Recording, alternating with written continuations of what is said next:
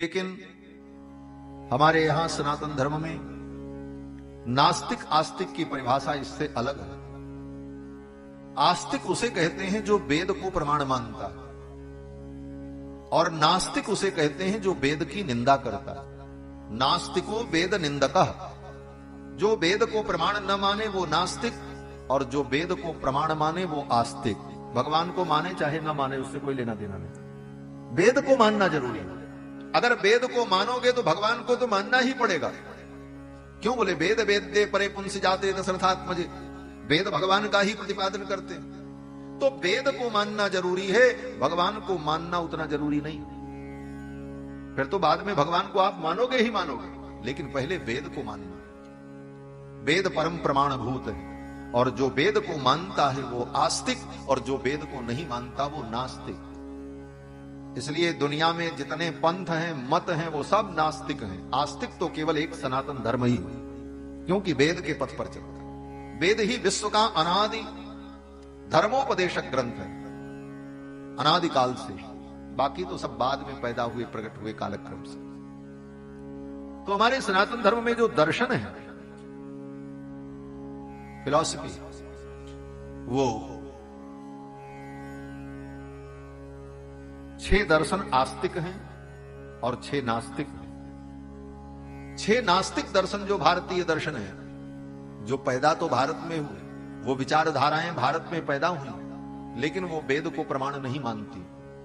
वो 6 नास्तिक दर्शन में पहला चारवाक, दूसरा जैन, तीसरा बौद्ध, चौथा वैभाषिक, और 5वां सौतांत्रिक, और 6वां योगाचार। ये 6 नास्तिक दर्शन है भारत में। चारवाक, जैन, बौद्ध, सौतांत्रिक, वैभाषिक और योगाचार।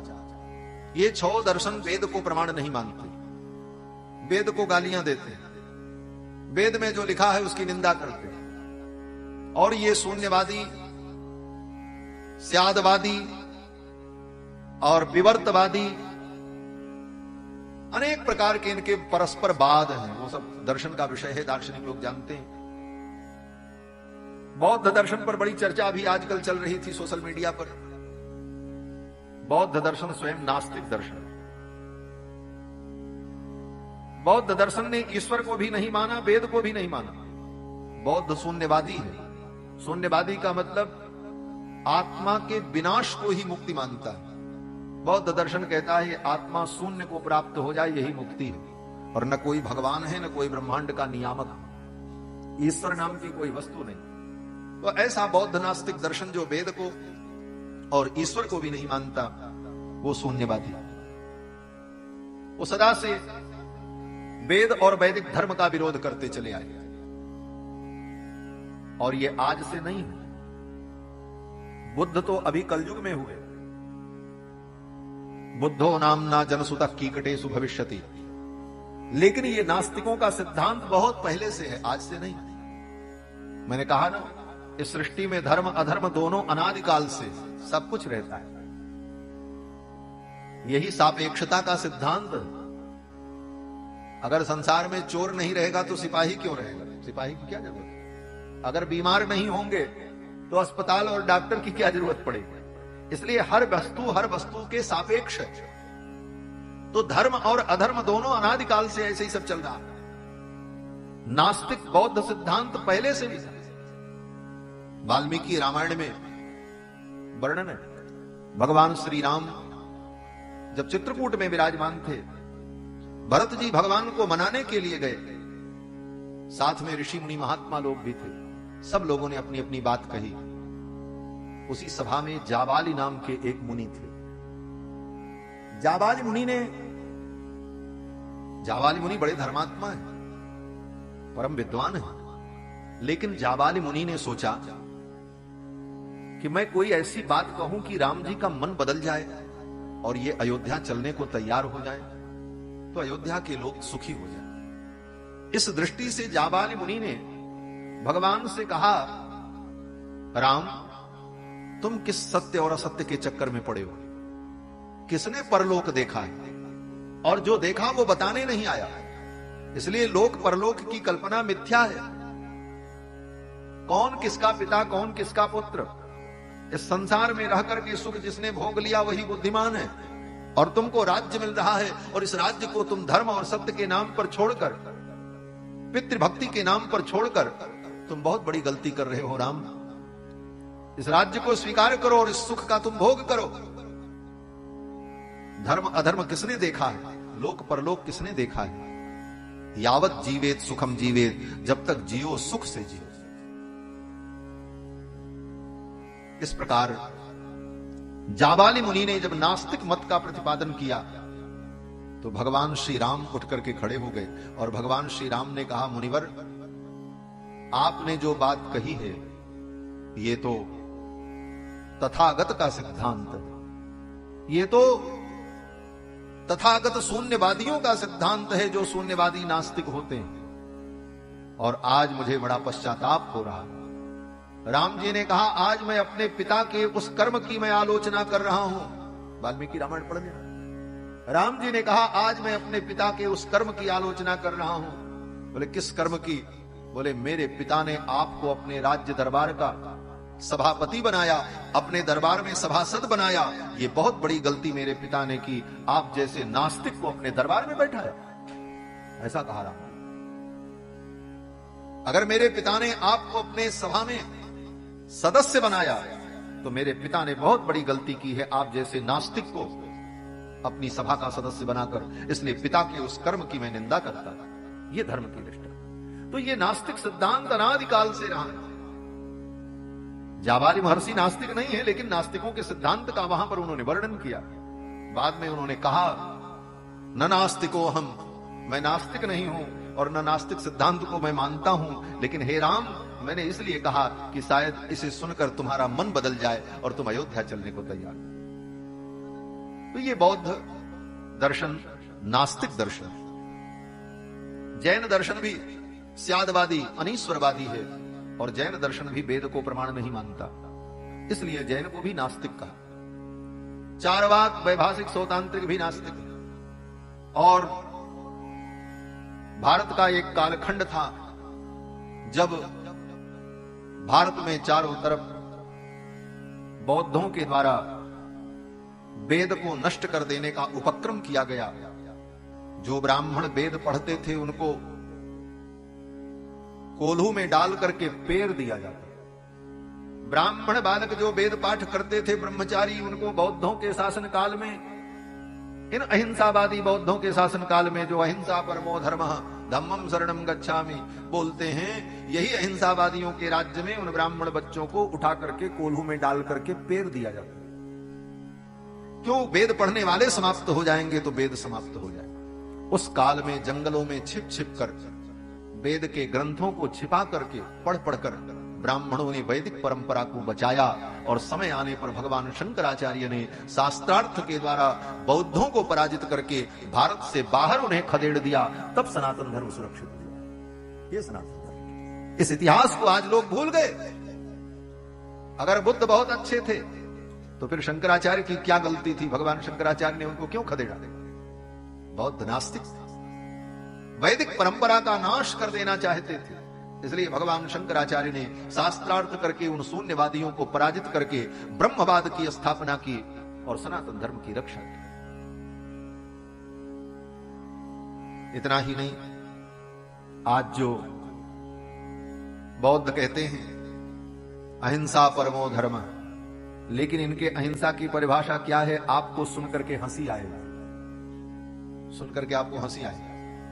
बौद्धों का अहिंसा धर्म क्या है? बोले उनका अहिंसा धर्म यह है कि अपने हाथ से किसी जीव को मत मारो, लेकिन अगर किसी दूसरे ने मार दिया है तो उसका मांस खा लेने में कोई आपत्ति नहीं। ये अहिंसा है। ये कैसी अहिंसा है तुम्हारी भाई? स्वयं तुम नहीं मारोगे लेकिन दूसरा कोई मार दे तो तुमको मांस खाने में कोई आपत्ति नहीं है। यह अहिंसा नहीं है, अहिंसा का ढोंग है, अहिंसा का पाखंड है। आज भी आप चले जाओ और देख लो अपनी आंखों से, हमने तो देखा है महाराज। यहीं नेपाल में लुम्बिनी में चले जाओ, वहां गांव में कोई पशु मर जाए तो लोग फेंक देते हैं ले जाकर के, तो बौद्ध भिक्षुक जो हैं उठा करके ले जाते हैं, बना के खा जाते हैं। कहते हमने थोड़ी मारा, वो तो पहले ही सिमरा। आज भी भूटान इत्यादि में, नेपाल में, पहाड़ी क्षेत्र में जो बौद्धिस्ट भुट्टे लोग हैं, वो किसी पशु की हत्या नहीं करते, लेकिन मांस खाते हैं। बोले कैसे खाते हैं? बोले छोटी छोटी गाय पाल रखे और कुत्ते पाल रखे। जब उनको मांस खाना होगा तो कुत्तों को उन गाय के पीछे दौड़ा देंगे। अब गाय भागेगी, कुत्ता उसको दौड़ाएगा। और वो पहाड़ पर छोटी छोटी गायें जब भाग नहीं पाती, उनके पैर फिसल गए, वो पहाड़ से सरक करके नीचे 40 फीट, 50 फीट, 100 फीट नीचे जाकर के गिरी और मर गई। फिर 2 घंटे बाद गए, उनको उठा करके ले आए, बना करके खा लिया। ये अहिंसा परमो धर्म बौद्ध धर्म, ये अहिंसा का पाखंड है। बंधुओं, ये 6 दर्शन नास्तिक दर्शन, और आस्तिक दर्शनों में न्याय, वैशेषिक, वेदांत, सांख्य, योग और मीमांसा। इन 6 आस्तिक दर्शनों में एक सांख्य दर्शन है, जिसके प्रणेता कपिल भगवान हैं, जिनका वर्णन आप सुन रहे हैं। सांख्य दर्शन वैदिक दर्शन है, और इस दर्शन में प्रकृति और पुरुष 2 तत्वों का वर्णन करते हुए दार्शनिक सिद्धांत कपिल भगवान ने बताया है। अब ये सब दार्शनिकों का विषय, विद्वानों का विषय है, इस विषय को हम यही प्रणाम करते हैं। कुल मिलाकर के सांख्य दर्शन में 25 तत्वात्मिका प्रकृति का वर्णन किया। 24 तत्वात्मिका प्रकृति, 5 महाभूत, 5 तन्मात्राएं, और इन 5 महाभूत और 5 तन्मात्राओं से उत्पन्न होने वाली 5 ज्ञानेंद्रियां, 5 कर्मेंद्रियां 20, और मन, बुद्धि, चित्त, अहंकार ये 24। ये 24 तत्व से बना शरीर, और इसमें 25वां तत्व पुरुष आत्मा। इस प्रकार का विवेचन करते हुए कपिल भगवान ने अपनी मां को सब सारे विषय सुनाए हैं। फिर कपिल भगवान ने अपनी मां को योग की प्राप्ति में सावधानी क्या रखनी चाहिए, इसका वर्णन किया। बहुत सारी बातें हैं।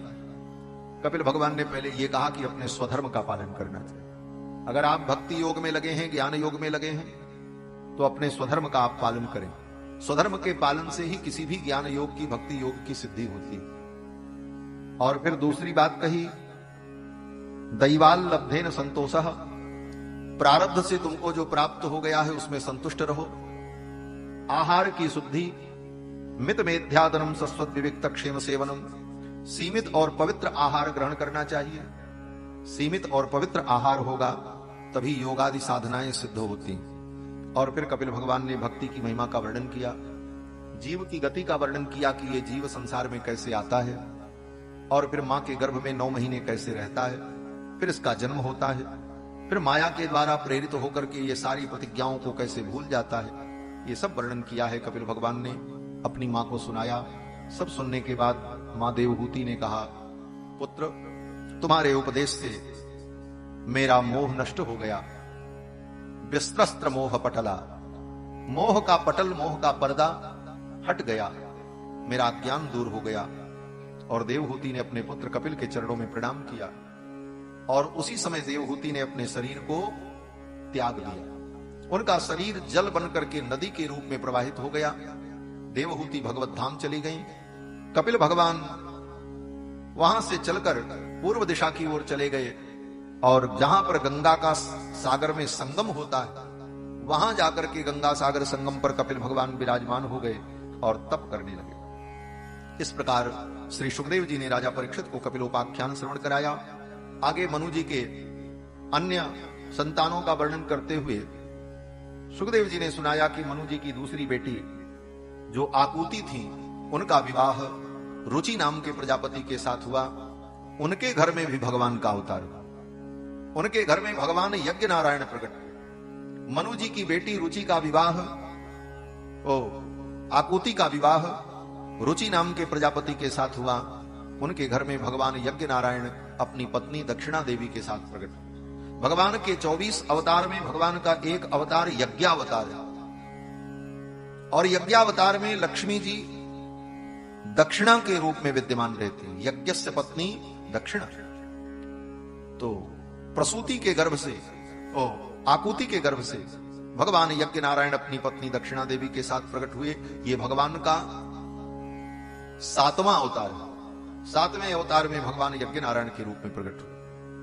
मनु जी की तीसरी बेटी जो प्रसूति हैं, उनका विवाह दक्ष प्रजापति के साथ हुआ, जिनकी 16 कन्याएं हुई, जिसमें 13 कन्याओं का विवाह धर्म के साथ हुआ, एक कन्या का विवाह अग्नि के साथ हुआ, एक कन्या का विवाह पितरों के साथ हुआ, और जो सबसे छोटी कन्या थी उनका नाम सती था, उनका विवाह भगवान शंकर के साथ हुआ।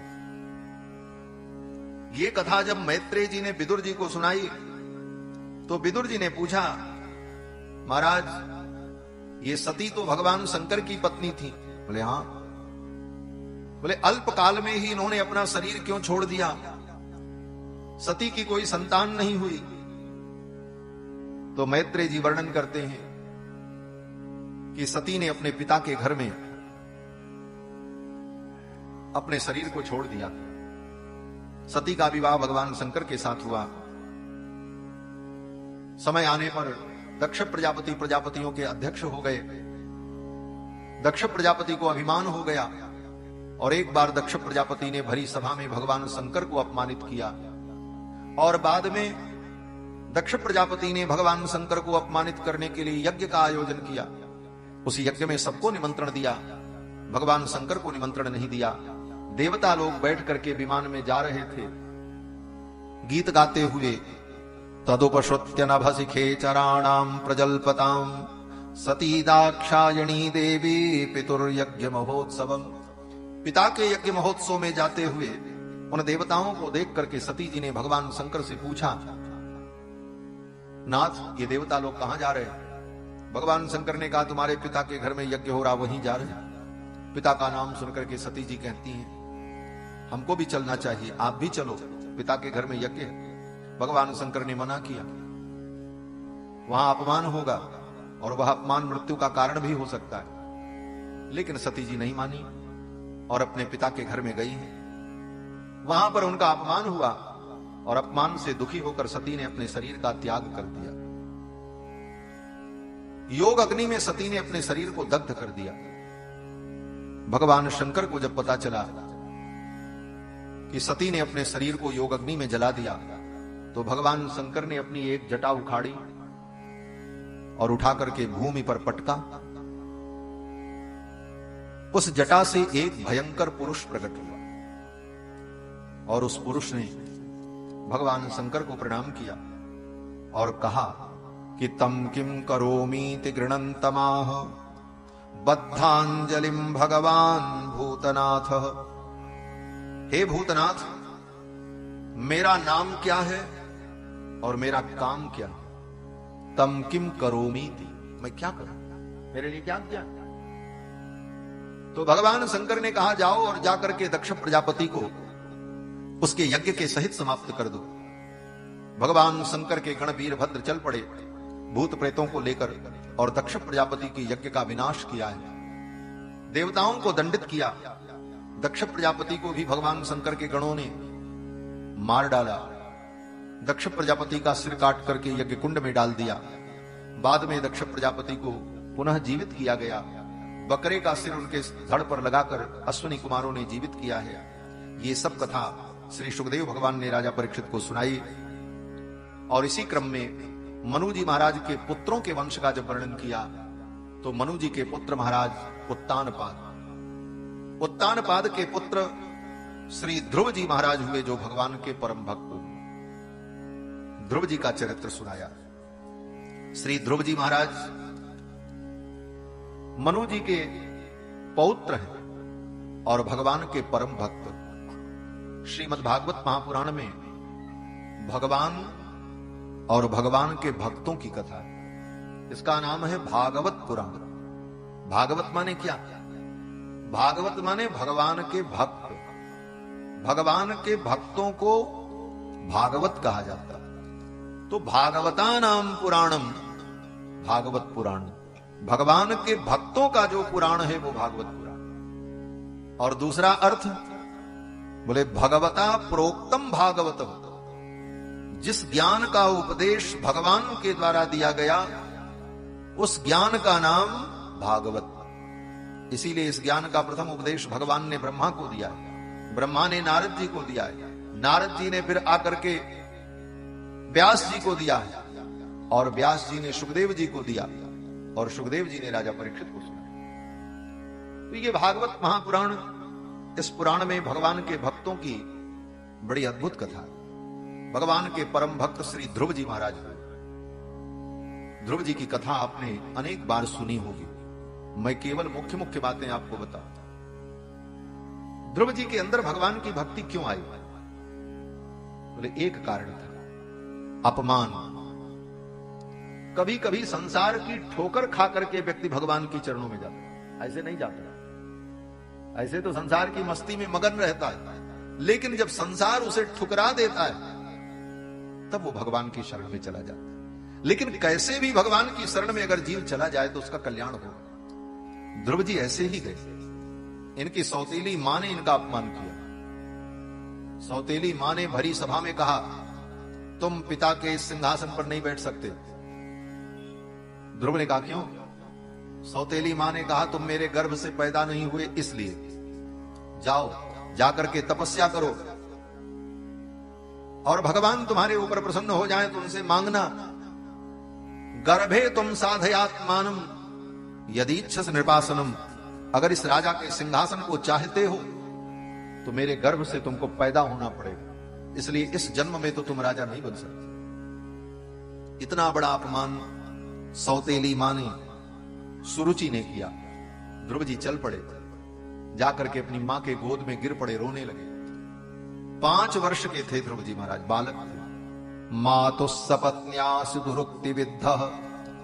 सौतेली मां के दुर्वचनों से जिनका हृदय विदीर्ण हो गया, ऐसे ध्रुव जी महाराज मां की गोद में पपक पपक करके रोने लगे। इनकी मां सुनीति ने कहा, बेटा तुम रो मत, तुम्हारी सौतेली मां ने ठीक कहा है। भगवान के भजन से, भगवान की उपासना से ही जीव को सब सुख मिलता है। तुम भगवान की आराधना करो, तुम्हारी कामना पूर्ण हो। ध्रुव जी महाराज अपनी मां के वचन को मानकर तप करने के लिए चल पड़े। 5 वर्ष के बालक ध्रुव जी तपस्या करने जा रहे। ध्रुव जी जब तपस्या करने के लिए चल पड़े तब भगवान को भी याद आ गई। ये 5 वर्ष का बालक ध्रुव तप करने जा रहा है, ये क्या तपस्या करेगा? तपस्या की तो विधि भी इसको नहीं मालूम। तब भगवान ने कृपा करके देवर्षि नारद को भेजा। नारद जाओ, जाकर के ध्रुव का मार्गदर्शन करो। जब कोई जीव भगवान की भक्ति में आगे बढ़ना चाहता है तो भगवान ही कृपा करके किसी सदगुरु को भेज देते और सदगुरु के मार्गदर्शन से उसको भगवत प्राप्ति का मार्ग मिल जाता है। देवर्षि नारद आए और देवर्षि नारद ने ध्रुव जी को मंत्र दीक्षा दी। 12 मंत्र, ओम नमो भगवते वासुदेवाय। मंत्र की दीक्षा दी और विधि बताई, जाओ वृंदावन में जाकर मधुबन में जमुना के तट पर इस मंत्र का जप करना और जमुना के बालू से भगवान की मूर्ति बना लेना और जो तुमको मिल जाए कंदमूल फल, उसी के द्वारा भगवान की पूजा कर लेना और भगवान को भोग लगा करके प्रसाद पाना और मंत्र का जप करना। देखो, सतयुग में देवर्षि नारद ने ध्रुव जैसे भक्त को मूर्ति पूजा की सलाह दी कि वहां मूर्ति न मिले तो बालू की ही मूर्ति बना लेना। मंत्रेणानेन देवस्य कुर्यात् द्रव्यमयीं बुधा। इसी मंत्र के द्वारा भगवान की मूर्ति बना लेना जमुना की बालू से, मिट्टी से। और सपरियाम विविधैर द्रव्यैर देश काल विभागविद। और उस देश काल परिस्थिति में जो तुमको मिले उन्हीं वस्तुओं से भगवान की सपरिया कर लेना, सेवा कर लेना और फिर मंत्र का जप करना। मूर्ति पूजा सनातन और अनादि। ध्रुव जैसे भक्त ने मूर्ति पूजा की। नारद जी ने कहा मूर्ति पूजा करो, मूर्ति में भगवान का ध्यान करो। ध्रुव जी महाराज ने नारद जी के बताए हुए विधान के अनुसार जमुना के तट पर आकर तपस्या प्रारंभ की और 5 महीने की तपस्या में ध्रुव जी को भगवान का दर्शन प्राप्त हो। श्री सुखदेव जी कहते हैं कि ध्रुव जी महाराज जब आए और आकर के उन्होंने उसी नियम के अनुसार पूजन और ध्यान और मंत्र का जप प्रारंभ किया। 1 महीना जब बीता तो 1 महीने में उनकी साधना इतनी कठिन हो गई। पहले महीने में पहले दिन जब मंत्र का जप करने बैठे तो 3 दिन 3 रात्रि तक लगातार मंत्र का जप करते रहे। त्रिरात्रांते कपित्थ बदरासन, 3 दिन 3 रात्रि तक लगातार मंत्र का जप करते रहे। 1 महीना बीत गया। 3 दिन बीत जाने पर 1 दिन जल कंदमूल फल इत्यादि ग्रहण किया, अर्थात महीने में केवल 10 दिन, क्योंकि 3-3 दिन पर एक बार लेते थे। दूसरा महीना जब बीता तो 6-6 दिन तक लगातार। तीसरा महीना जब शुरू हुआ तो 9-9 दिन तक लगातार मंत्र का जप करते। उत्तरोत्तर साधना बढ़ती चली गई। और हमारे आपके जीवन में क्या होता है? बोले जब शुरू शुरू में थोड़ी भक्ति आती है तब तो खूब मंत्र का जप और नियम होता है, और आगे बढ़ते बढ़ते कुछ दिन बाद सब ढीला पड़ जाता है। साधना उत्तरोत्तर बढ़नी चाहिए, साधना और दृढ़ होनी चाहिए, तब सफलता मिलती है। चौथे महीने में ध्रुव जी महाराज ने 12-12 दिनों तक लगातार मंत्र का जप किया, रात दिन अखंड जप। 12 महीने बीत गए। चौथा महीना बीत गया। 5वां महीना जब आया, सुखदेव जी कहते हैं 5वें महीने में तो अखंड समाधि लग गई ध्रुव जी। पंचमे मास्यनुप्राप्ते जितस्वासो नृपात्मजः। 5वें महीने में ध्रुव जी ने अपनी श्वास को भी जीत लिया। अब सांस लेने की भी जरूरत है, भोजन पानी तो बहुत दूर की बात है। और वो भी बैठकर गद्दी लगाकर आसन से, कहते नहीं, ध्यायन् ब्रह्म पदैकेन तस्थौ स्थाणुरिवाचलः। एक पैर पर खड़े होकर, ध्यायन् ब्रह्म पदैकेन, एक पैर जमीन पर और दूसरे पैर को उठाकर घुटने पर टिका दिया। दाहिना पैर जमीन पर और बाएं पैर को घुटने पर टिका दिया। एक पैर पर खड़े, ध्यायन् ब्रह्म पदैकेन तस्थौ स्थाणुरिवाचलः। और उसके बाद भी शरीर में कोई कंपन नहीं, हिलना नहीं। स्थाणुरिव, स्थाणु माने जैसे कोई खंभा गाड़ दिया। अचलः, हिल भी नहीं रही। सर्वतो मन आकृष्य, सब तरफ से अपने मन की वृत्तियों को आकर्षित करके खींचकर, सर्वतो मन आकृष्य हृदय भूतेन्द्रियाशयम ध्यायन् भगवतो रूपम। अपने हृदय के अंदर ही भगवान के रूप का ध्यान करने अखंड समाधि लग गई।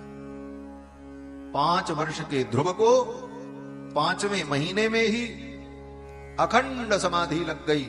ब्रह्मांड के सारे देवता व्याकुल हो गए, उनकी सांस बंद होने लगी देवताओं। अब क्या होगा? अब तो मर जाएंगे। सब भगवान के पास गए। भगवान मुस्कुराने लगे। भगवान ने कहा चिंता मत करो, मेरा भक्त ध्रुव तप कर रहा है, इसीलिए ऐसा हुआ है। मैं जा रहा हूं, अपने भक्त ध्रुव को दर्शन दूंगा और उसे तपस्या से विरत करूंगा, उसकी तपस्या को पूर्ण करूंगा। भगवान मधुबन में आए। कहते हैं भगवान मधुबन में ध्रुव जी के पास आए। किस लिए? ध्रुव को दर्शन देने के लिए आए? मैत्रेय जी कहते हैं नहीं नहीं, भगवान ध्रुव के पास दर्शन देने के लिए नहीं आए हैं, ऐसे भक्त का दर्शन करने के लिए भगवान आए। मैत्रेय जी कहते हैं मधोर वनम भृत्य दिदृक्षया गतः। अपने भक्त ध्रुव का दर्शन करने के लिए भगवान आए। भगवान नारायण ध्रुव के सामने प्रकट हो गए, लेकिन ध्रुव जी बोले, ध्रुव तो आंख बंद किए हुए और अपने हृदय में भगवान का दर्शन कर। अब आप कल्पना करो, जिसके सामने आप जाओ और वो अपनी आंखों को बंद किए हो, तो वो आपका दर्शन कर रहा है कि आप उसका दर्शन कर रहे हैं? आप ही उसका दर्शन कर रहे हो। वो तो आंखें बंद किया। ध्रुव जी की तो आंखें बंद थी। भगवान बहुत देर तक ध्रुव का दर्शन करते रहे। और ध्रुव जी बोले, ध्रुव जी तो अपने हृदय में ही भगवान का ध्यान कर रहे हैं, उनकी आंखें बंद थी। भगवान ने सोचा अब इसकी समाधि कैसे छूटे। भगवान ने विचार किया, इसके हृदय में जो मेरा रूप है वो रूप तिरोहित हो जाए तो इसकी समाधि पूर्ण हो जाए। और भगवान ने संकल्प किया, और भगवान के संकल्प करते ही ध्रुव के हृदय में जो भगवान का रूप भासित हो रहा था, प्रकाशित हो रहा था, वह रूप अचानक अंतर्हित हो गया। जब वह रूप अंतर्हित हो गया, तिरोहितम सहसैवोपलक्ष्य, मैत्रेय जी कहते हैं, हे विदुर, ध्रुव के हृदय से वो स्वरूप जब तिरोहित हुआ तो ध्रुव जी व्याकुल हो गए। ये ध्यान क्यों छूट गया, मेरी समाधि क्यों छूट गई। और व्याकुल होकर के ध्रुव जी अपनी आंखों को खोलते हैं। और ज्यों ही ध्रुव की समाधि छूटी और उन्होंने अपनी आंखों को खोला तो देखते क्या हैं, बोले जिस रूप का हृदय में दर्शन कर रहे थे वही रूप सामने खड़ा था। सशंख चक्रम सकिरीट कुंडलम सपीत वस्त्रम सरसीरुहेक्षणम सहार वक्षस्थल कौस्तुभश्रियम नमामि विष्णुम शिरसा चतुर्भुजम। शंख चक्र गदा पद्म धारण किए हुए, पीतांबर वनमाला विभूषित भगवान नारायण ध्रुव के सामने खड़े। ध्रुव ने भगवान को देखा। ध्रुव जी सोचने लगे, भगवान मेरे सम्मुख खड़े हैं, मैं इनकी स्तुति कैसे करूं। ध्रुव जी को कोई स्तुति मालूम नहीं थी। क्यों, बोले गुरु जी ने केवल मंत्र बताया था बस, कि जाओ इसी मंत्र का जप करना। कोई स्तुति याद नहीं थी। और 5 वर्ष के बालक हैं, अभी तक गुरुकुल में पढ़ने तो गए नहीं। इतनी योग्यता भी नहीं है कि कोई स्तुति बना ले, जैसे कवि लोग रचना कर लेते। क्योंकि भगवान की स्तुति करने का 2 ही विधान है। आपके अंदर अगर योग्यता है तो आप सुंदर श्लोकों की रचना करो, दोहा चौपाई की रचना करो, छंद कवित्व की रचना करो और भगवान की स्तुति करो। और अगर इतनी योग्यता नहीं है तो जो पहले से महापुरुषों ने रचना रची है उसी को रट लो, याद कर लो और रोज भगवान को सुनाओ, भगवान की स्तुति करो। एक तरीका ये है, जैसे हम लोग करते हैं रोज, रामचंद्र कृपाल भज मन हरण भव भय दारुण। लेकिन ध्रुव जी के साथ ये दोनों स्थिति लागू नहीं हो रही। पहले से कोई स्तुति याद नहीं है और नई स्तुति बनाने की और करने की क्षमता नहीं है ध्रुव जी। अब ध्रुव जी सोचने लगे, मैं भगवान की क्या स्तुति करूं। भगवान स्तुत्य है, स्तुति प्रिय। भगवान का एक नाम है स्तुति प्रिय। भगवान को स्तुति प्रिय लगती है। भगवान के सामने खड़े हो तो भगवान की स्तुति करनी चाहिए। न कुछ आवे तो टूटी फूटी भाषा में ही भगवान की स्तुति करो, करनी चाहिए। भगवान को स्तुति प्रिय लगती है। ध्रुव जी ने सोचा मैं क्या स्तुति करूं।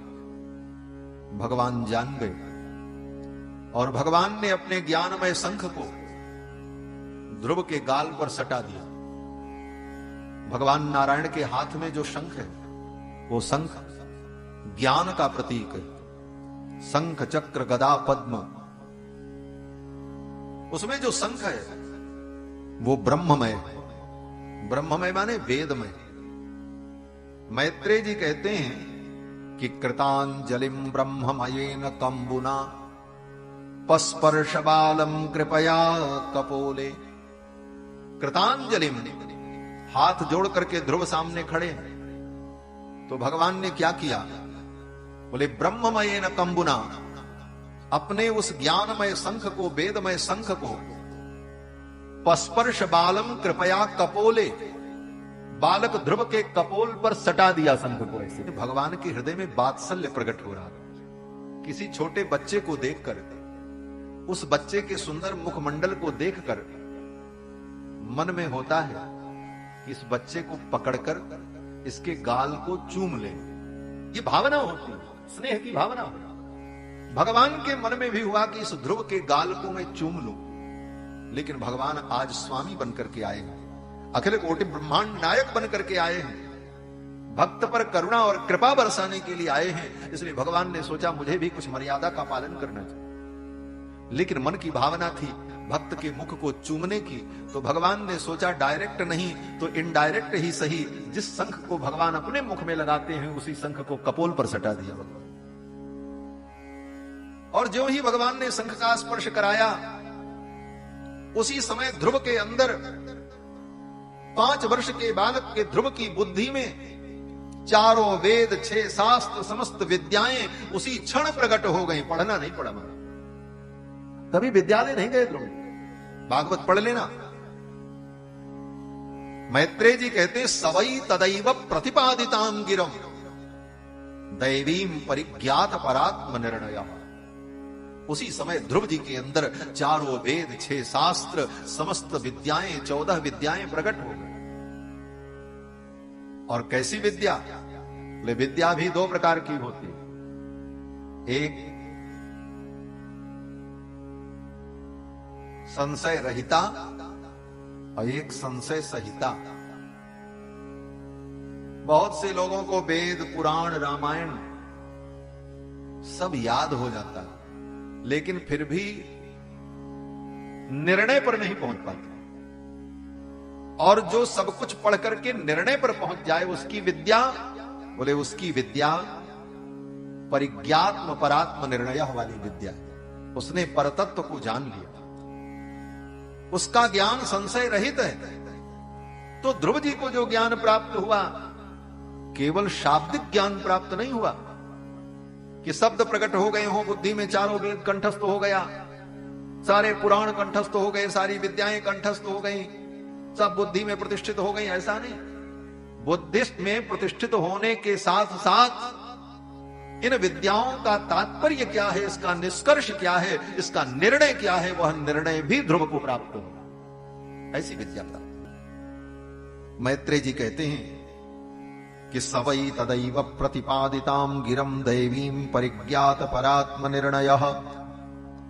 परतत्व का निर्णय करने वाली बुद्धि प्राप्त हो गई। और फिर ध्रुव जी महाराज ने भगवान की बड़ी सुंदर स्तुति की। ध्रुव जी ने भगवान की स्तुति करते हुए कहा कि योऽन्त प्रविश्य मम वाचमिमां प्रसुप्तां संजीवयत्यखिल शक्तिधर स्वधाम्ना अन्यास्त हस्त चरण श्रवण त्वगादीन् प्राणान् नमो भगवते पुरुषाय तुभ्यम्। हे भगवान, मैं आपको प्रणाम करता हूं। मेरे अंतःकरण में प्रविष्ट होकर हमारी प्रसुप्त वाणी को आपने जागृत कर दिया, मेरे अंग प्रत्यंग को आपने सुंदर और दिव्य बना दिया। मैं आपके चरणों में प्रणाम करता। एक बात कहें, ध्रुव जी महाराज के कपोल पर जब भगवान ने शंख का स्पर्श कराया तो ध्रुव जी को समस्त विद्या तो प्राप्त ही हुई, लेकिन इसके साथ साथ ध्रुव जी महाराज जो 5 वर्ष के बालक थे वो 18 वर्ष के जवान हो गए। उनके अंग प्रत्यंग सब विकसित हो गए, दिव्य हो गए। क्यों? बोले अब इसके बाद इनको राजा बनना है, राजा बनने के लिए ही तो तप किया था। तो 5 वर्ष का बालक सिंहासन पर बैठेगा तो कैसा लगेगा? अरे उम्र हो जाए, अवस्था हो, तब बैठने का आनंद भी। तो भगवान ने ध्रुव जी को 18 वर्ष का राजकुमार बना दिया। ध्रुव जी ने भगवान के चरणों में प्रार्थना की। भगवान ने कहा, ध्रुव तुम्हारी तपस्या पूर्ण हुई, पिता का राज्य तुम्हें प्राप्त होगा। जाते ही पिताजी तुमको राज्य सौंप देंगे, पिता का सिंहासन तुम्हें प्राप्त होगा और 36,000 वर्ष तक तुम राज्य करना। इसी राज्य काल में तुम्हारी मां की मृत्यु होगी, तुम्हारे भाई को यक्ष लोग मार देंगे। भाई की मृत्यु का दुख, मां के मरण का दुख, ये सब दुख तुम्हें सहन करना पड़ेगा। 36,000 वर्ष तक राज्य करना, मेरा स्मरण करना, और फिर इस संसार को छोड़ करके तुम मेरे धाम को प्राप्त हो जाओगे। तुम्हारे लिए मैं अलग एक उत्तम लोक बना दूंगा, ध्रुव लोक। उस लोक में तुम सुख पूर्वक आनंद पूर्वक निवास करना। ये सब कहकर भगवान अंतर्धान हो गए, भगवान चले गए। भगवान के चले जाने पर ध्रुव जी को बड़ा पश्चाताप हुआ। ध्रुव जी को जो पश्चाताप हुआ है, यही भागवत का सार है। ध्रुव जी को क्या पश्चाताप हो रहा है? बोले ध्रुव जी कहते हैं, हे संसार के प्राणियों, हमारे आपके लिए ध्रुव जी कह रहे हैं। ध्रुव जी कहते हैं, हे संसार के प्राणियों, देखो मैं कितना बड़ा अभागा हूं। अहो बत ममानात्म्यम मंद भाग्यस्य पश्यत। ध्रुव जी कहते हैं, मुझ अभागे को देखो, मैं कितना बड़ा अभागा हूं, दुर्भाग्यशाली हूं, मंदभाग्य हूं। लोगों ने कहा, ध्रुव जी आप अभागे हो, क्या कमी है आपके पास? पिता का समृद्धशाली राज्य मिल गया, शरीर सुंदर यौवन युक्त हो गया। जिन भगवान का दर्शन पाने के लिए बड़े बड़े योगी, अमलात्मा, महात्मा, विमलात्मा लोग जन्म जन्मांतर, कल्प कल्पांतर, जुग जुगांतर तक निरंतर निरंतरायमान यम नियम आसन प्राणायाम प्रत्याहार धारणा ध्यान समाधि के द्वारा जिन भगवान का दर्शन प्राप्त करने के लिए तरसते हैं, उन भगवान का दिव्य दर्शन प्राप्त हो गया। और इसके साथ साथ भगवान की कृपा से समस्त विद्याएं प्राप्त हो गई, ज्ञान प्राप्त हो गया। 36,000 वर्ष तक राज्य करने का वरदान प्राप्त हो गया। इस संसार से जाने के बाद मुक्ति भी कन्फर्म हो गई। वैकुंठ में आपकी भूमि अलॉट हो गई, ध्रुवलोक का निर्माण होगा, ये फाइनल हो गया, योजना बना दी भगवान ने। अब क्या चाहिए? इससे बड़ी और उपलब्धि क्या होगी? इस संसार में इससे बड़ी कोई उपलब्धि हो सकती कि संसार में उत्तम कुल में जन्म हो, राज्य वैभव संपदा सुख प्राप्त हो, ज्ञान प्राप्त हो, विद्या प्राप्त हो, यश कीर्ति मिले, दीर्घ काल तक संसार के सुख को हम भोगें और फिर यहां से जाने के बाद भगवत लोक की प्राप्ति हो जाए। इसका मतलब बोले लोक परलोक दोनों चकाचक आनंद होगा। लेकिन इसके बाद भी, इतना सब होने के बाद भी ध्रुव जी क्या कहते हैं? ध्रुव जी कहते हैं, मैं अभागा हूं। क्यों कहते हैं? ध्रुव जी कहते हैं, मैं अभागा हूं, मेरा दुर्भाग्य देखो। क्या दुर्भाग्य? तो ध्रुव जी कहते हैं कि भवच्छित पादमूलम गत्वा याचे यदंतवत। श्री ध्रुव जी कहते हैं कि भवच्छिद पादमूलम गत्वा, भगवान कौन है? बोले भगवान का एक नाम है भवच्छिद। भवच्छिद का मतलब जो संसार बंधन को मिटाते हैं। और उनके चरणों में जाकर उनको प्रसन्न करके, उनका दर्शन प्राप्त करके मैंने उनसे क्या मांगा? बोले संसार मांगा। वो भी ऐसी चीज मांगी जो चीज एक दिन खत्म हो जाएगी, यदंतवत, जिसका अंत हो जाएगा। यही मेरा दुर्भाग्य था। ध्रुव जी कहते हैं, प्रसाद्य जगदात्मानम तपसा दुष्प्रसादनम। जिनको प्रसन्न कर पाना बहुत कठिन है, ऐसे भगवान को मैंने अपनी तपस्या से प्रसन्न किया। लेकिन मैंने उनसे क्या मांगा? संसार। भाग्य विवर्जितः, मैं अभागा था, इसीलिए मैंने भगवान से सब कुछ मांगा। अन्यथा भगवान आए थे, उनके चरणों को मैं पकड़ लेता और कहता, हे प्रभु मुझे भी अपने साथ में चलो। ये संसार की माया छूट जाती। लेकिन क्षणिक लोभ में पड़कर, अज्ञान में पड़कर, भाग्य विवर्जित होने के कारण मैंने भगवान से ये संसार मांग करके बहुत बड़ी गलती की। मुझे नहीं मांगना चाहिए। ये पश्चाताप ध्रुव जी को हुआ है। और यही इस कथा का सार है। इस कथा को सुनकर के अपने हृदय में यह विचार करो कि ध्रुव जी ने भगवान से संसार मांगा तो ध्रुव जी को पश्चाताप करना पड़ा। इसलिए भगवान से कभी संसार मत मांगो। भगवान के चरणों की भक्ति करो, उनका नाम जप करो, उनकी स्तुति करो, उनकी कथा सुनो, भगवान से प्रेम करो। लेकिन भगवान से केवल एक ही वस्तु मांगो, हे प्रभु आपके चरणों में मेरा जो ये प्रेम है, ये प्रेम बढ़ता रहे और हमें कुछ नहीं चाहिए। और कुछ मांगोगे तो पश्चाताप करना पड़ेगा, जैसे ध्रुव जी को पश्चाताप करना। ध्रुव जी को पश्चाताप करना। भगवान से तो केवल यही मांगो, अर्थ न धर्म न काम रुचि, गति न चहु निर्वाण, जन्म जन्म रति राम पद, यह वरदान न आन। भगवान के चरणों की रति मिले, प्रेम मिले, और भगवान से क्या मांगे। और अगर कुछ मांगे तो आज नहीं कल पश्चाताप करना पड़े। भगवान को इष्ट मत बनाओ, भगवान को अभीष्ट बनाओ। भगवान को इष्ट बनाकर संसार की वस्तुओं को जब व्यक्ति अपना अभीष्ट बना लेता है तो भगवान गौड़ हो जाते हैं, संसार प्रधान हो जाता है। फिर यही संसार प्रधान उसके दुख का कारण बनता है। इसलिए भगवान से केवल यही मांगनी चाहिए, यही मांगना चाहिए कि हे प्रभु आपके चरणों की भक्ति मिले। और पूरी भागवत कथा जब सुनाई सूत जी ने, तो सबसे अंत में सूत जी ने यही प्रार्थना की। यही भागवत का सार है, इसीलिए मैं कह रहा हूं। श्रीमद् भागवत महापुराण के 12वें स्कंद के 13वें अध्याय में, अंतिम अध्याय में श्री सूत जी महाराज यही प्रार्थना करते हैं, भवे भवे यथा भक्ति पादयोस्तव जायते, तथा कुरुस्व देवेश नाथस्पन्नो यत प्रभु। भवे भवे यथा भक्ति, कहीं भी मेरा जन्म हो, किसी भी योनि में मैं जाऊं, हे प्रभु आपके चरणों की भक्ति मिले। तो भगवान से केवल यही मांगना चाहिए। यही भागवत का सार है, यही निष्काम भक्ति का स्वरूप है। ध्रुव जी ने भगवान से मांगा तो ध्रुव जी को पश्चाताप करना पड़ा। भगवान तो अंतर्धान हो गए। फिर ध्रुव जी महाराज आए हैं, पिता ने इनको राज्य सौंप दिया और फिर 36,000 वर्ष तक ध्रुव जी ने राज्य किया। समय आने पर ध्रुव जी ने अपना राज्य अपने पुत्र को सौंपकर उत्तराखंड में बद्री नारायण धाम में तप करने के लिए चले गए और वहां पर उन्होंने तप किया है। और जब जीवन लीला पूर्ण होने का समय आया तो ध्रुव जी के लिए दिव्य विमान आया।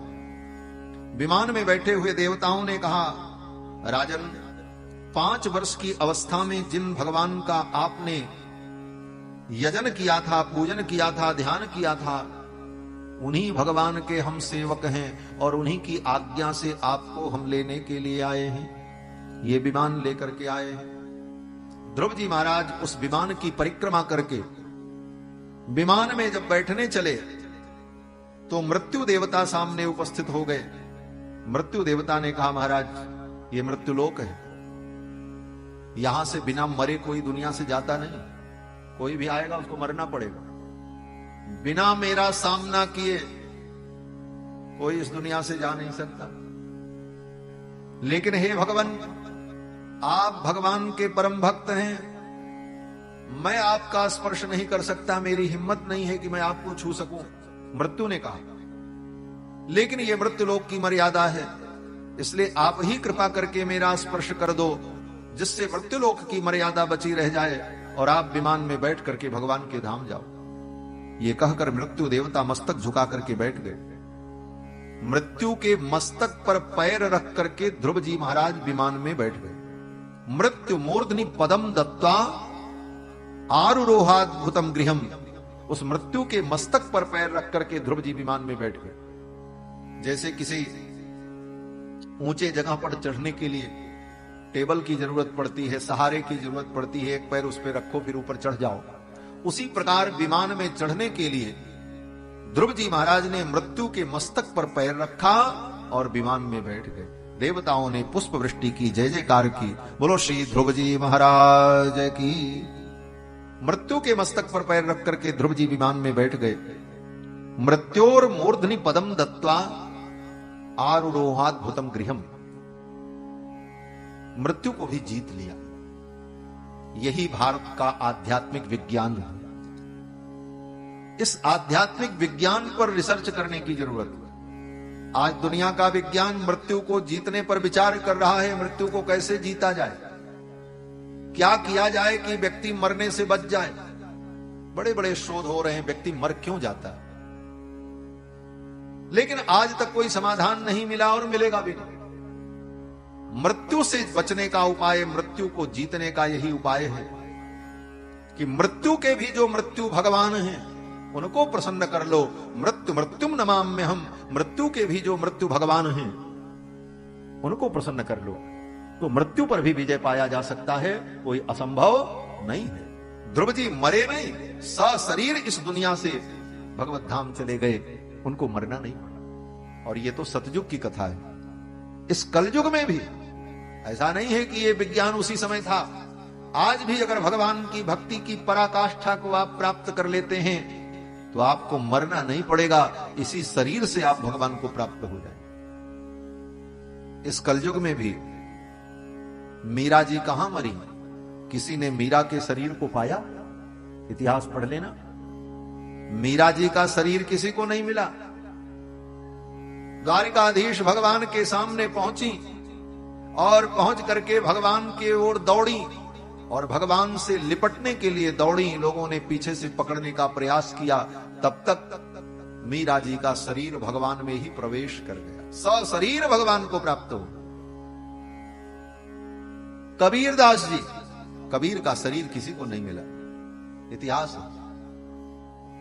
जहां पर वो सोए थे, विश्राम कर रहे थे, समाधिस्थ थे, वहीं से वो भगवत धाम चले गए, सशरीर चले गए। जहां पर वो बैठे थे वहां पर 2 फूल मिले बस, और कुछ नहीं मिला। 2 फूल मिले, एक फूल को हिंदुओं ने ले लिया, एक फूल को मुसलमानों ने ले लिया, क्योंकि दोनों उनको मानते थे। और दोनों ने ले जाकर के उसी फूल को रख करके समाधि बनाई। और आज भी कबीर का स्मरण करते हैं। कबीर सशरीर भगवान को प्राप्त हो, मरना नहीं पड़ा। मृत्यु पर विजय प्राप्त करने का यही भारतीय विज्ञान है, आध्यात्मिक विज्ञान। भगवान की उपासना से सब कुछ संभव है और उस एक परमात्मा के विज्ञान से सब कुछ विज्ञात हो सकता है। यही सबसे बड़ा विज्ञान है। वेद भगवान कहते हैं एकेन विज्ञानेन सर्वम विज्ञातम भवति।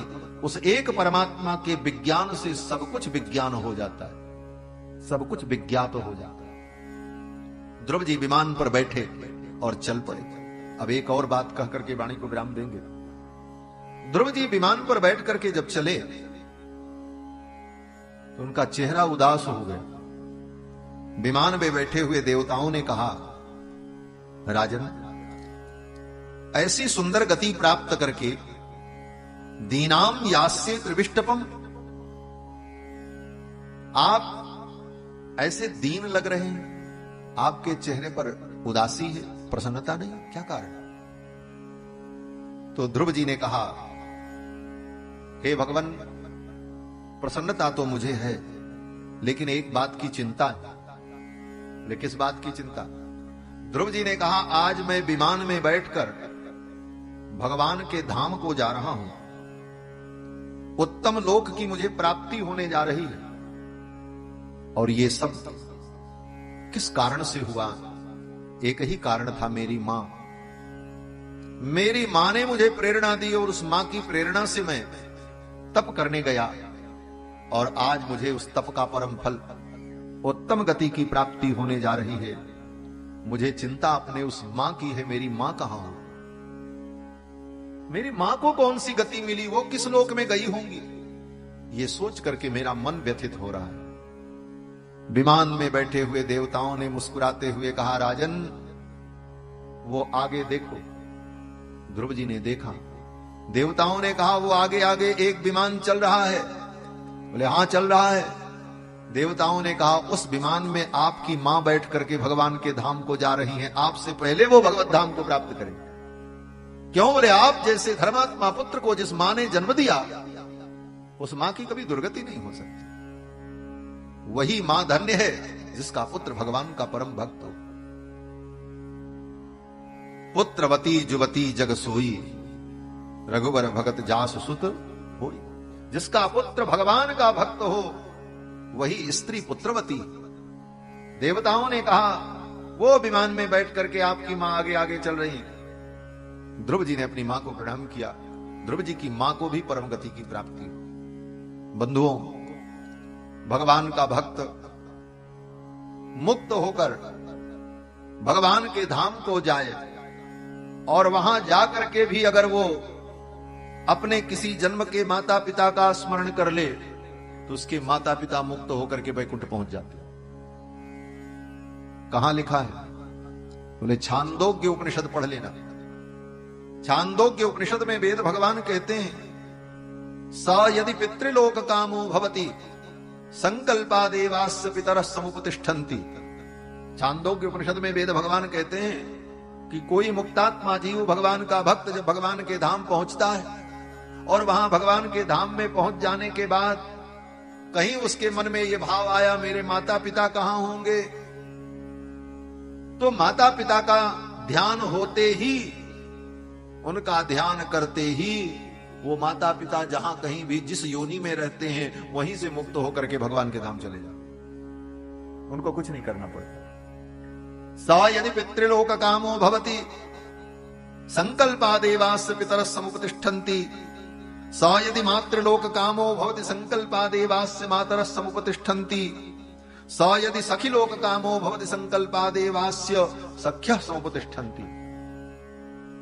अर्थात वो मुक्त जीवात्मा वैकुंठ में जाकर के अपने किसी मित्र का भी स्मरण कर ले, किसी सखा का स्मरण कर ले, मेरा वो मित्र कहां होगा, बोले तो उसका मित्र भी मुक्त होकर के वैकुंठ पहुंच जाता। इसलिए बंधुओं, संसार में दोस्ती भी करो तो भगवान के भक्तों से दोस्ती करना, तुम्हारा कल्याण होगा। अगर तुमसे साधना भजन नहीं बना लेकिन भगवान के भक्तों को अपना मित्र बनाया, सुहृद बनाया, संबंधी बनाया, तो संबंध के कारण तुमको परम गति की प्राप्ति